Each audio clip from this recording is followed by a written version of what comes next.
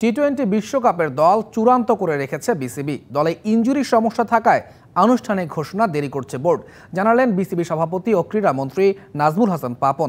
Deadline মেনে আইসিসিতে প্রাথমিক দল জমা দিয়েছে বিসিবি।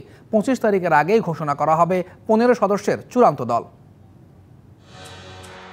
দল ঘোষণা নিয়ে হাইড অ্যান্ড সিকের পুরনো প্রথা থেকে বের হতে পারেনি গাজী আশরাফ হোসেন লিপুর নির্বাচক প্যানেলও। চলতি মাসের 1 তারিখ আইসিসির ডেডলাইন মেনে দল জমা দিয়েছে বিসিবি। তবে কারা আছে সেই দলে তা এখনও জানা যায়নি। অথচ অস্ট্রেলিয়া, ইন্ডিয়া, ইংল্যান্ডের মতো বড় ছোট বেশিরভাগই দলই ঘোষণা করে দিয়েছে চূড়ান্ত স্কোয়াড। কেন দল ঘোষণায় বারবার পিছিয়ে থাকে Bangladesh?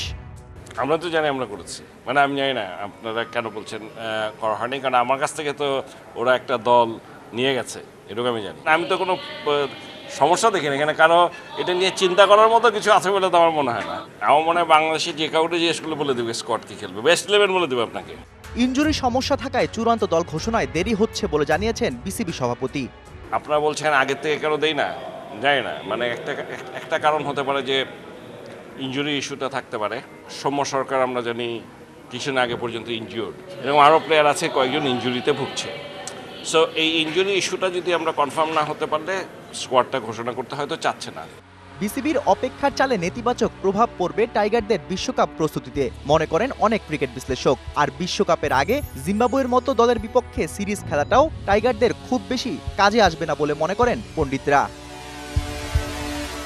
Shahriar Hossain, DBC news desk.